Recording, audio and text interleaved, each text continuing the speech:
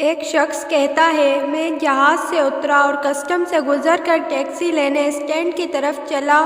جب میرے پاس ایک ٹیکسی رکی تو مجھے جو چیز انوکھی لگی وہ گاڑی کی چمک دمک تھی۔ اس کی پالش دور سے جگمگا رہی تھی۔ ٹیکسی سے ایک اسمارٹ ڈرائیور تیزی سے نکلا۔ اس نے سفید شرٹ اور سیاہ پتلون پہنی ہوئی تھی جو کہ تازہ تازہ استری شدہ لگ رہی تھی۔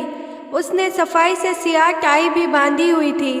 وہ ٹیکسی کی دوسری طرف آیا اور میرے لیے گاڑی کا پچھلا دروازہ کھولا۔ اس نے ایک خوبصورت کارڈ میرے ہاتھ میں تھمایا اور کہا سر جب تک میں آپ کا سامان ڈگی میں رکھوں آپ میرا مشن اسٹیٹمنٹ پڑھ لیں۔ میں نے آنکھیں میچ لیں۔ یہ کیا ہے؟ میرا نام سائیں ہے، آپ کا ڈرائیور۔ میرا مشن ہے کہ مسافروں کو سب سے مختصر، محفوظ اور سستے راستے سے ان کی منزل تک پہنچاؤں اور ان کو مناسب ماحول فراہم کروں۔ میرا دماغ بھگ سے اڑ گیا۔ میں نے آس پاس دیکھا تو ٹیکسی کا اندر بھی اتنا ہی صاف تھا جتنا کہ وہ باہر سے جگمگا رہی تھی۔ اس دوران وہ اسٹیئرنگ سنبھال چکا تھا۔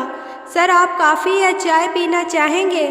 آپ کے ساتھ ہی 2 تھرماس پڑے ہوئے ہیں جن میں چائے اور کافی موجود ہے۔ میں نے مذاق میں کہا کہ نہیں میں تو کوئی کولڈ ڈرنک پیوں گا۔ وہ بولا سر کوئی مسئلہ نہیں، میرے پاس آگے کولر پڑا ہوا ہے، اس میں کوک، لسی، پانی اور اورنج جوس ہے۔ آپ کیا لینا چاہیں گے؟ میں نے لسی کا مطالبہ کیا اور اس نے آگے سے ڈبہ پکڑا دیا۔ میں نے ابھی اسے منہ بھی نہیں لگایا تھا کہ اس نے کہا سر اگر آپ کچھ پڑھنا چاہیں تو میرے پاس اردو اور انگریزی کے اخبار موجود ہیں۔ سر میں نے ایئر کنڈیشن لگا دیا ہے، بتائیے گا کہ ٹیمپریچر زیادہ یا کم ہو تو آپ کی مرضی کے مطابق کر دوں۔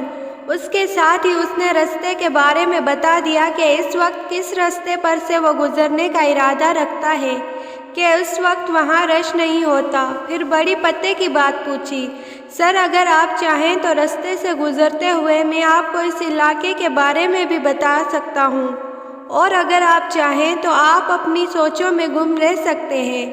وہ شیشے میں دیکھ کر مسکرایا۔ میں نے پوچھا سائیں کیا تم ہمیشہ سے ایسے ہی ٹیکسی چلاتے رہے ہو؟ اس کے چہرے پر پھر سے مسکراہٹ آئی۔ نہیں سر، یہ کچھ 2 سال سے میں نے ایسا شروع کیا ہے۔ اس سے 5 سال قبل میں بھی اسی طرح کرتا تھا جیسے کہ دوسرے ٹیکسی والے کرتے ہیں۔ میں بھی اپنا سارا وقت شکایتیں کرتے گزارا کرتا تھا۔ پھر میں نے ایک دن کسی سے سنا کہ سوچ کی طاقت کیا ہوتی ہے۔ یہ سوچ کی طاقت ہوتی ہے کہ آپ بطخ بننا پسند کریں گے کہ عقاب۔ اگر آپ گھر سے مسائل کی توقع کر کے نکلیں گے تو آپ کا سارا دن برا ہی گزرے گا۔ بطخ کی طرح ہر وقت کے ٹیں ٹیں سے کوئی فائدہ نہیں۔ عقاب کی طرح بلندی پر اڑو تو سارے جہاں سے مختلف لگو گے۔ یہ بات میرے دماغ کو تیر کی طرح لگی اور اس نے میری زندگی بدل دی۔ میں نے سوچا یہ تو میری زندگی ہے، میں ہر وقت شکایتوں کا انبار لیے ہوئے ہوتا تھا اور بطخ کی طرح سے ٹیں ٹیں کرتا رہتا تھا۔ بس میں نے عقاب بننے کا فیصلہ کیا۔ میں نے ارد گرد دیکھا تو تمام ٹیکسیاں گندی دیکھیں، ان کے ڈرائیور گندے کپڑوں میں ملبوس ہوتے تھے، ہر وقت شکایتیں کرتے رہتے تھے اور مسافروں کے ساتھ جھگڑتے رہتے تھے۔ ان کے مسافر بھی ان سے بیزار ہوتے تھے، کوئی بھی خوش نہیں ہوتا تھا۔ بس میں نے خود کو بدلنے کا فیصلہ کیا۔ پہلے میں نے چند تبدیلیاں کی، گاڑی صاف رکھنی شروع کی اور اپنے لباس پر توجہ دی۔ جب گاہکوں کی طرف سے حوصلہ افزائی ملی تو میں نے مزید بہتری کی اور اب بھی بہتری کی تلاش ہے۔ میں نے اپنی دلچسپی کے لیے پوچھا کہ کیا اس سے تمہاری آمدنی پر کوئی فرق پڑا؟ سر بڑا فرق پڑا۔ پہلے سال تو میری انکم ڈبل ہو گئی اور اس سال لگتا ہے 4 گنا بڑھ جائے گی۔ اب میرے گاہک مجھے فون پر بک کرتے ہیں یا SMS کر کے وقت طے کر لیتے ہیں۔ مجھے لگتا ہے کہ اب مجھے ایک اور ٹیکسی خریدنی پڑے گی اور اپنے جیسے کسی بندے کو اس پر لگانا پڑے گا۔ یہ سائیں تھا، اس نے فیصلہ کیا کہ اس سے بطخ نہیں بننا بلکہ عقاب بننا ہے۔ کیا خیال ہے اس ہفتے سے عقاب کا سفر نہ شروع کیا جائے؟ سائیں نے مجھے ایک نیا فلسفہ سکھایا، سوچ بدلو، زندگی بدلو۔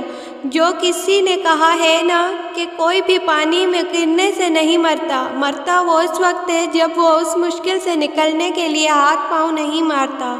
جزاک اللہ خیرہ۔